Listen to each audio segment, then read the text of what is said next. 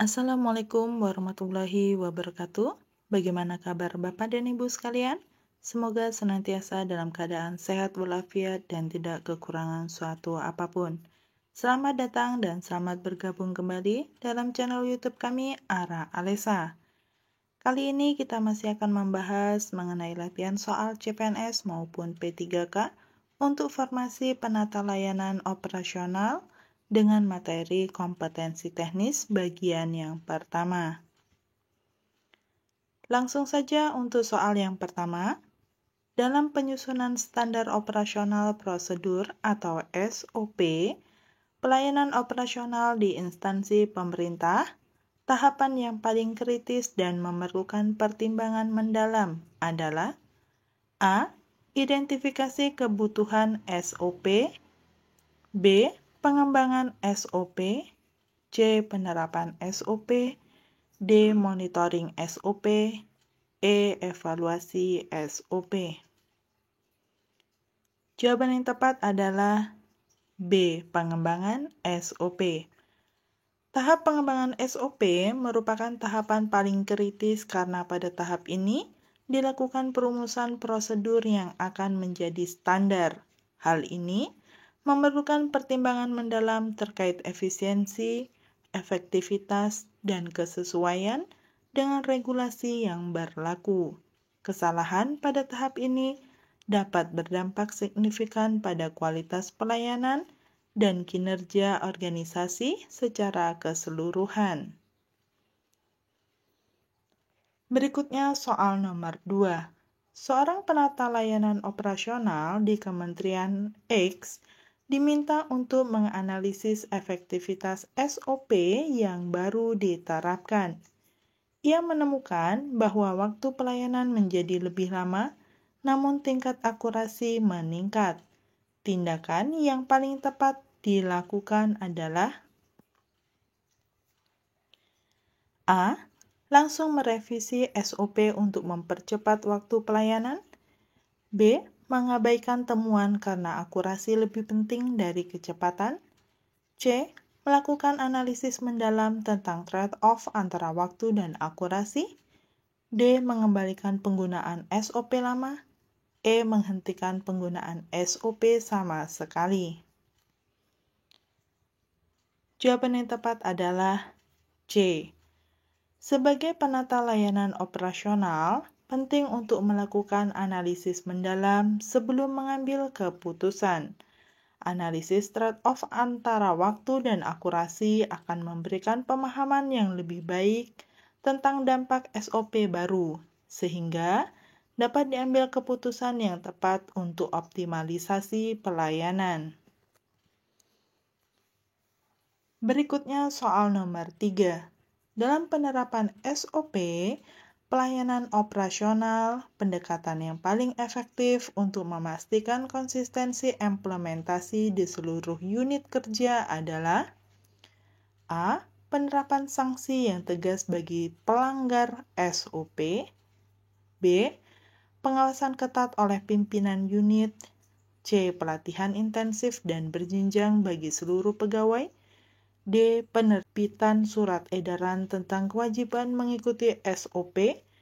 E. Pemberian insentif bagi unit yang konsisten menerapkan SOP. Jawaban yang tepat adalah C.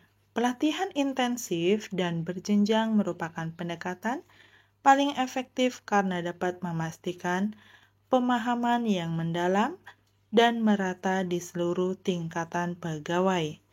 Hal ini akan mendorong internalisasi SOP sehingga penerapannya menjadi lebih konsisten dan berkelanjutan. Berikutnya soal nomor 4. Seorang penata layanan operasional mendapati bahwa SOP yang berlaku sudah tidak relevan dengan perkembangan teknologi terkini. Langkah pertama yang harus dilakukan adalah A. Langsung menyusun SOP baru berbasis teknologi terkini. B. Melakukan kajian dampak perubahan teknologi terhadap proses bisnis. C. Menghentikan penggunaan SOP lama secara total. D. Meminta persetujuan pimpinan untuk revisi SOP. Mensosialisasikan rencana perubahan SOP kepada seluruh pegawai. Jawaban yang tepat adalah B. Sebelum melakukan perubahan SOP, penting untuk melakukan kajian dampak perubahan teknologi terhadap proses bisnis.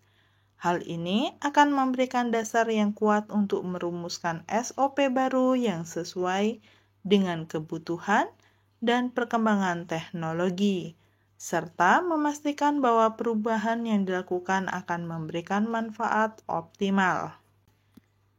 Berikutnya soal nomor 5. Metode monitoring pelaksanaan SOP pelayanan operasional yang paling komprehensif adalah A. Observasi langsung oleh pimpinan, B. Survei kepuasan pelanggan, C. Audit internal berkala, D. Pelaporan rutin oleh pelaksana SOP, E. Kombinasi observasi, survei, audit, dan pelaporan. Jawaban yang tepat adalah E. Metode monitoring yang paling komprehensif adalah kombinasi dari berbagai metode, termasuk observasi langsung, survei kepuasan pelanggan, audit internal, dan pelaporan rutin. Pendekatan multimetode ini dapat memberikan gambaran yang lebih lengkap dan akurat tentang pelaksanaan SOP dari berbagai perspektif. Berikutnya soal nomor 6. Dalam evaluasi pelaksanaan SOP pelayanan operasional, indikator yang paling krusial untuk diukur adalah A. Tingkat kepuasan pegawai dalam melaksanakan SOP, B. Jumlah komplain dari pengguna layanan, C. Kecepatan pelayanan, D. Tingkat kepatuhan terhadap SOP, E. Efisiensi penggunaan sumber daya. Jawaban yang tepat adalah D. Tingkat kepatuhan terhadap SOP merupakan indikator paling krusial karena mencerminkan sejauh mana SOP benar-benar diterapkan dalam operasional sehari-hari. Tanpa kepatuhan yang tinggi, SOP tidak akan efektif dalam meningkatkan kualitas dan konsistensi layanan yang merupakan tujuan utama dari penerapan SOP. Berikutnya soal nomor 7. Seorang penata layanan operasional menemukan bahwa ada perbedaan signifikan dalam interpretasi SOP antar unit kerja. Tindakan paling tepat untuk mengatasi hal ini adalah A. Menetapkan sanksi bagi unit yang salah menginterpretasikan SOP, B. Membuat SOP baru yang lebih detail dan rigid, C. Mengadakan forum diskusi antar unit untuk menyamakan persepsi, D. Memberikan kewenangan penuh pada masing-masing unit untuk menginterpretasikan SOP, E. Menghapus bagian SOP yang menimbulkan perbedaan interpretasi. Jawaban yang tepat adalah C. Mengadakan forum diskusi antar unit merupakan tindakan paling tepat karena dapat memfasilitasi komunikasi langsung untuk menyamakan persepsi. Hal ini memungkinkan klarifikasi langsung, pertukaran perspektif, dan pencapaian kesepakatan bersama tentang interpretasi yang benar sehingga dapat meningkatkan konsistensi implementasi SOP. Berikutnya soal nomor 8. Dalam proses perbaikan dan peningkatan SOP pelayanan operasional, pendekatan yang paling efektif adalah A. Top-down approach dari pimpinan tertinggi, B. Bottom-up approach dari pelaksana di lapangan, C. Pendekatan konsultan eksternal, D. Benchmarking dengan instansi lain, E. Integrasi pendekatan top-down dan bottom-up. Jawaban yang tepat adalah E. Integrasi pendekatan top-down dan bottom-up merupakan cara paling efektif dalam perbaikan SOP. Pendekatan ini menggabungkan visi dan arahan strategis dari pimpinan atau top-down dengan pengalaman dan masukan praktis dari pelaksana di lapangan atau bottom-up sehingga menghasilkan SOP yang komprehensif, aplikatif, dan sesuai dengan kebutuhan organisasi. Berikutnya soal nomor 9. Metode sosialisasi SOP pelayanan operasional yang paling efektif untuk memastikan pemahaman mendalam oleh seluruh pegawai adalah A. Penerbitan surat edaran, B. Presentasi oleh pimpinan dalam rapat besar, C. Pelatihan interaktif dengan simulasi dan role play, D. Distribusi buku panduan SOP, E. Penempelan poster SOP di seluruh area kerja. Jawaban yang tepat adalah C. Pelatihan interaktif dengan simulasi dan role play merupakan metode sosialisasi paling efektif karena memberikan pengalaman langsung kepada peserta dalam menerapkan SOP. Metode ini memungkinkan pegawai untuk mempraktekkan prosedur dalam situasi yang mirip dengan kondisi nyata, sehingga meningkatkan pemahaman dan retensi informasi. Soal nomor 10. Dalam proses internalisasi SOP pelayanan operasional, faktor yang paling berpengaruh terhadap keberhasilan adalah A. Kejelasan sanksi bagi pelanggar SOP, B. Keteladanan pimpinan dalam menerapkan SOP, C. Intensitas sosialisasi SOP, D. Kesesuaian SOP dengan budaya organisasi, E. Tingkat kerumitan SOP. Jawaban yang tepat adalah B. Keteladanan pimpinan dalam menerapkan SOP merupakan faktor paling berpengaruh dalam proses internalisasi. Ketika pimpinan secara konsisten menunjukkan komitmen dan kepatuhan terhadap SOP, hal ini akan memotivasi dan menginspirasi seluruh pegawai untuk melakukan hal yang sama. Keteladanan ini menciptakan budaya kepatuhan yang lebih kuat dibandingkan faktor-faktor lainnya. Berikutnya soal nomor 11. Seorang penata layanan operasional di Kementerian Keuangan diminta untuk menganalisis efektivitas sistem informasi manajemen yang baru diterapkan. Dari data yang terkumpul ditemukan bahwa waktu respon sistem menurun 30%, tetapi tingkat akurasi data meningkat 25%. Namun, biaya operasional meningkat 15% dan kepuasan pengguna hanya meningkat 5%. Berdasarkan informasi tersebut, kesimpulan yang paling tepat adalah A. Sistem baru sangat efektif dan harus dipertahankan tanpa perubahan. B. Sistem baru tidak efektif dan harus segera diganti. C. Sistem baru memerlukan optimalisasi untuk meningkatkan efisiensi biaya dan kepuasan pengguna. D. Sistem baru harus difokuskan pada peningkatan waktu respon dan mengabaikan faktor lain. E. Tidak ada kesimpulan yang dapat ditarik karena data tidak lengkap. Jawaban yang tepat adalah C. Analisis menunjukkan bahwa sistem baru memiliki kelebihan dalam hal peningkatan kecepatan, yaitu waktu respon menurun 30% dan akurasi data meningkat 25%. Namun terdapat area yang perlu ditingkatkan, yaitu efisiensi biaya meningkat 15% dan kepuasan pengguna hanya meningkat 5%.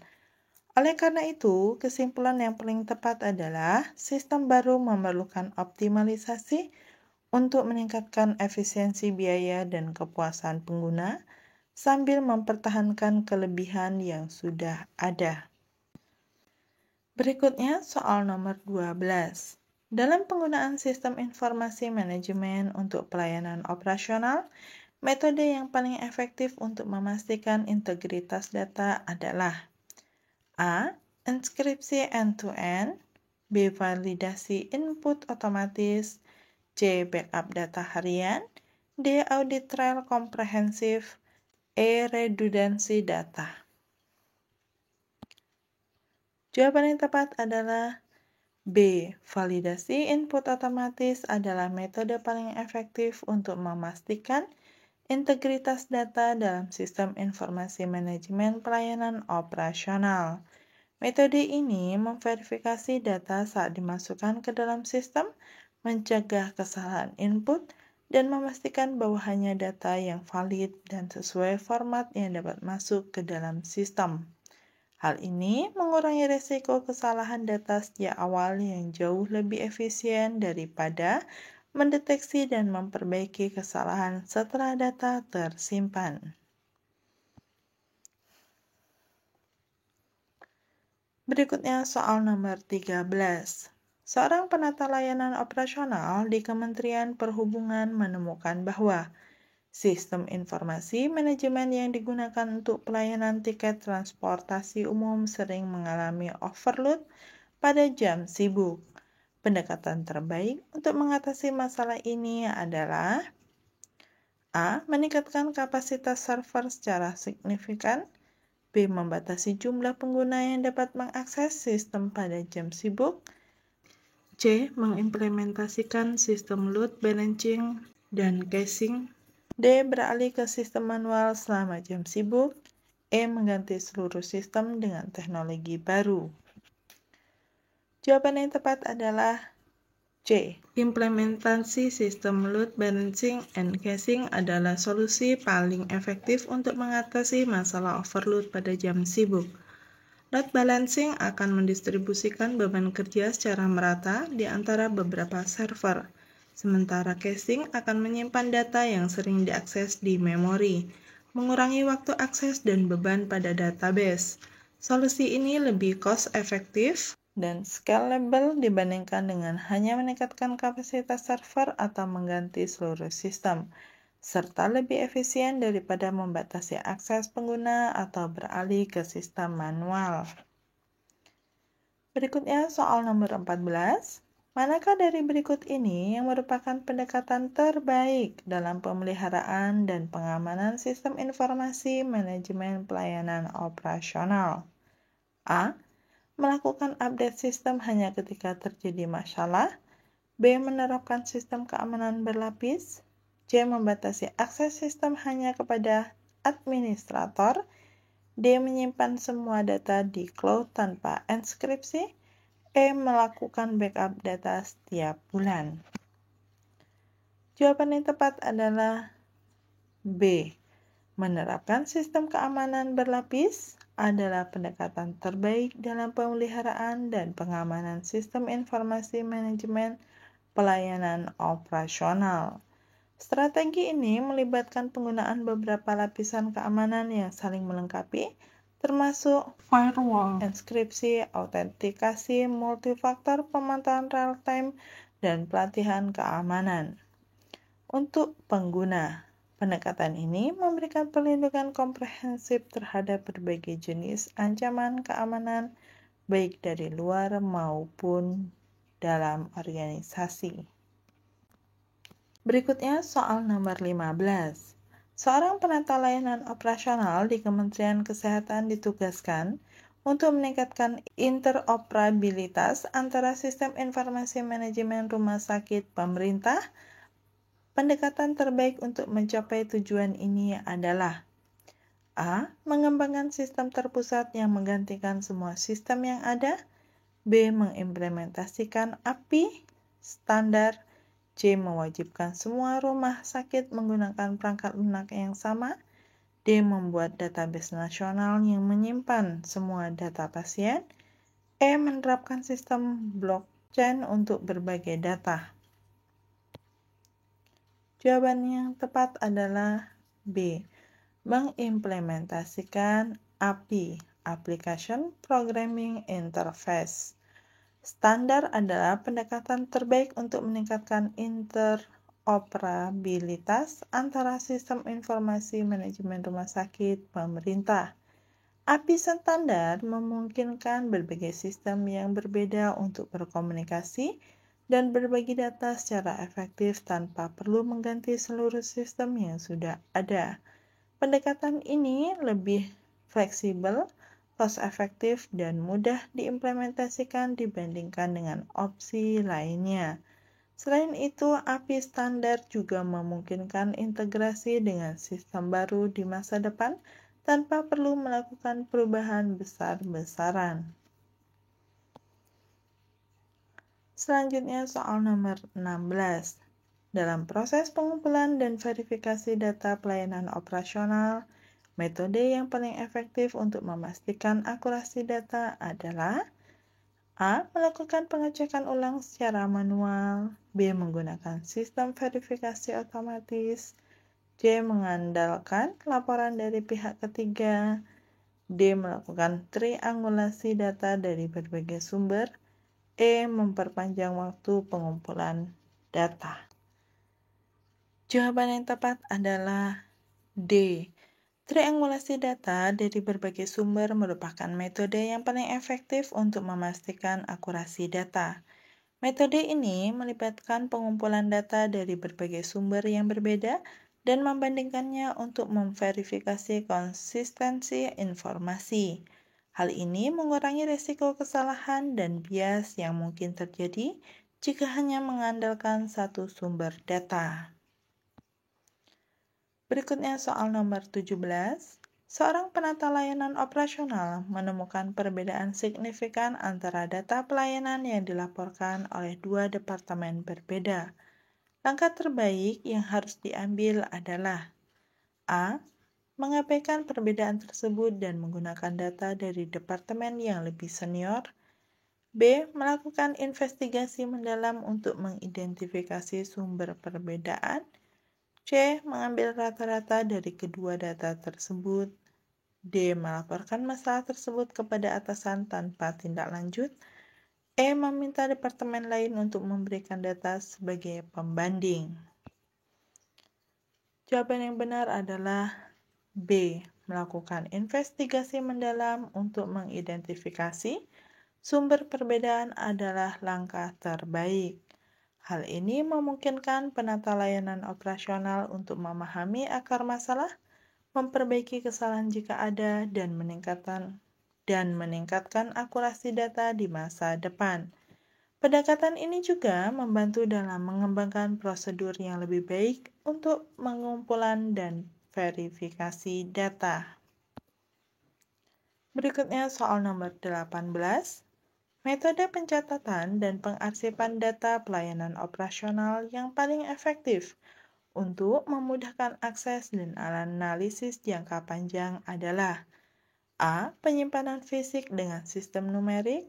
B. Penyimpanan digital dengan format proprietary.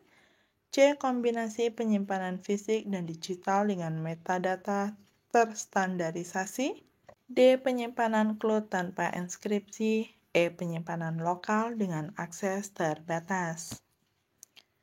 Jawaban yang tepat adalah C. Kombinasi penyimpanan fisik dan digital dengan metadata terstandarisasi adalah metode paling efektif. Ini memungkinkan redundansi data, backup fisik dan digital, memudahkan akses cepat melalui sistem digital, dan memungkinkan pencarian dan analisis yang efisien melalui metadata terstandarisasi. Pendekatan ini juga memenuhi persyaratan hukum untuk penyimpanan dokumen fisik sambil memanfaatkan kelebihan teknologi digital. Berikutnya soal nomor 19. Penata layanan operasional diminta untuk mengarsipkan data pelayanan yang sangat sensitif. Sistem pengarsipan yang paling tepat untuk menjaga kerahasiaan dan integritas data adalah A. Sistem pengarsipan berbasis cloud publik. B. Sistem pengarsipan fisik dengan akses terbuka. C. Sistem pengarsipan digital on-premise dengan enskripsi end-to-end. D. Sistem pengarsipan hybrid tanpa kontrol akses. E. Sistem pengarsipan berbasis blockchain publik. Jawaban yang tepat adalah C. Sistem pengarsipan digital on-premise dengan enskripsi end-to-end adalah pilihan terbaik untuk data yang sangat sensitif. Sistem ini menyimpan data di dalam infrastruktur organisasi, mengurangi risiko akses tidak sah dari pihak luar. Enkripsi end-to-end memastikan bahwa data tetap aman, bahkan jika terjadi pelanggaran keamanan. Kontrol akses yang ketat dapat diterapkan untuk membatasi siapa yang dapat mengakses data tersebut. Berikutnya soal nomor 20. Dalam penyusunan laporan pelayanan operasional, elemen kunci yang harus diperhatikan untuk memastikan efektivitas laporan adalah A. Panjang laporan dan penggunaan istilah teknis. B. Relevansi data, analisis mendalam, dan rekomendasi aksi. C. Grafik berwarna dan tata letak yang menarik. D. Perbandingan dengan laporan tahun sebelumnya. E. Jumlah lampiran dan referensi. Jawaban yang tepat adalah B. Relevansi data, analisis mendalam, dan rekomendasi aksi adalah elemen kunci dalam penyusunan laporan pelayanan operasional yang efektif. Laporan harus menyajikan data yang relevan dengan tujuan laporan, memberikan analisis yang mendalam untuk memahami implikasi dari data tersebut, dan memberikan rekomendasi aksi yang jelas berdasarkan analisis. Hal ini memungkinkan pembuat keputusan untuk memahami situasi dengan baik dan mengambil tindakan yang tepat. Demikianlah soal-soal yang dapat kita bahas kali ini. Semoga bermanfaat bagi Bapak dan Ibu sekalian. Semoga sukses untuk kita semua. Terima kasih. Wassalamualaikum warahmatullahi wabarakatuh.